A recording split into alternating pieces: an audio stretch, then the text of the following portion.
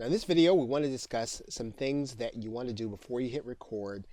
And at the end, you're going to understand why these things are important to do beforehand. And of course, it almost seems that this would be elementary. You want to make sure you have your content ready. If you're going to read it, if you're going to refer to it, it needs to be available before you actually hit the record button. You shouldn't have to go and search for it, and you really don't even want to pause the video to go get it. It really does disturb the continuity. It can disturb the level of your voice. It can disturb a lot of things if you have to stop your presentation in order to retrieve something that should be readily available right in front of you.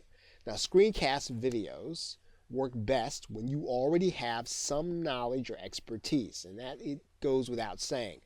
If you're going to be presenting something, even if you're presenting something that you're using the private label rights in order to present, you should have some knowledge. You shouldn't be reading it for the first time if you're going to do a video that's actually going to be interesting enough for people to listen to. You don't want to read anything. If you read from a PowerPoint, if you read from a Word document, it's going to sound like it. And so you always want to have some knowledge of the subject matter so that if you have to stop reading or if you have to stop referring and you actually have to give an anecdote, you actually have to talk or tell a story, you are going to be able to make it interesting for your audience, for your viewers.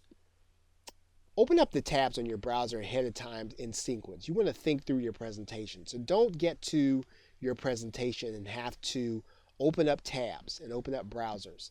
The time that you think it takes as a video creator is a lot longer to the person experiencing it. You don't want to spend your time on camera opening tabs, looking for things in your browser. These things should already be ready. They should already be in sequence. And this is especially true when you're looking at programs like Google Chrome or Firefox or Internet Explorer. These give you the opportunity to set up tabs ahead of time. You should have already thought through your presentation before you actually hit the record button. And this has been said in many different instances. You don't want to linger on any screen too long. So if you're screencasting, don't leave your screen up very long. Now, obviously, sometimes you're going to have to violate this principle, but Hollywood actually changes screens every 8 seconds for a reason. That's because our attention span is just short as human beings. And this could also have to do with the modern day. So you want to make sure that if you can, you want to switch something on your screen for a minimum of every 8 seconds. And if you keep some action going of any kind, we talked about using the markers, viewers will not be quick to lose interest. Again, this has been discussed before, but don't create videos with 2 or 3 subjects. You show people things one at a time. You talk about one subject at a time. Even if the video is very short, it's better if you have one subject in one video rather than 3 subjects in one short video or one medium-length video.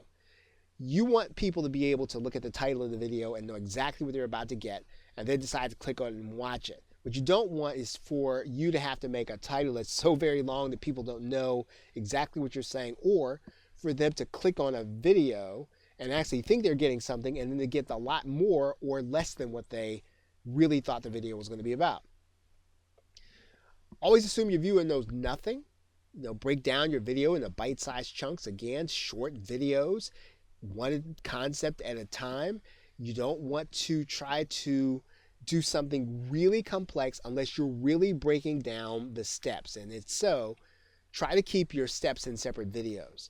If you are going to add in title clips and music, you want to select them before you start the project. Again, that goes without saying. And if you're recording multiple videos, it's important to make sure that your content is uniform. So in other words, you are doing a series of 10 videos. Then you want to do everything you can to make sure that your voice is uniform, the PowerPoints are uniform. Everything that you're doing should look similar to all the other videos in the series. That's pretty important to do. And this is probably the same. You want to try to avoid using different styles inside of one video. If you're going to do screen sharing, try to stick to screen sharing. If you're going to do animated, try to stick to animated. Don't do a lot of different styles in one video. Again, it's disorienting for the actual viewer.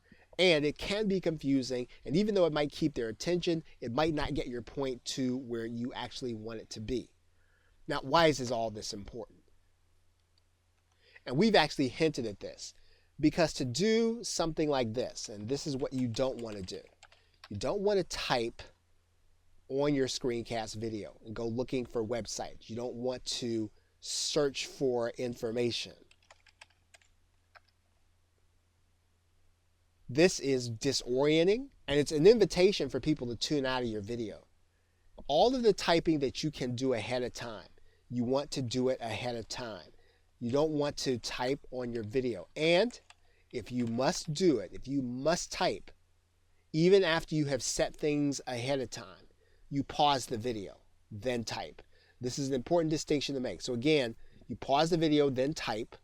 Do your typing, write in the information you want, and then come back to the video, because that really holds your viewers' attention. It makes your videos concise, and it also gives them the opportunity to connect with your information. Okay, so with that, thanks, and I will see you in another video.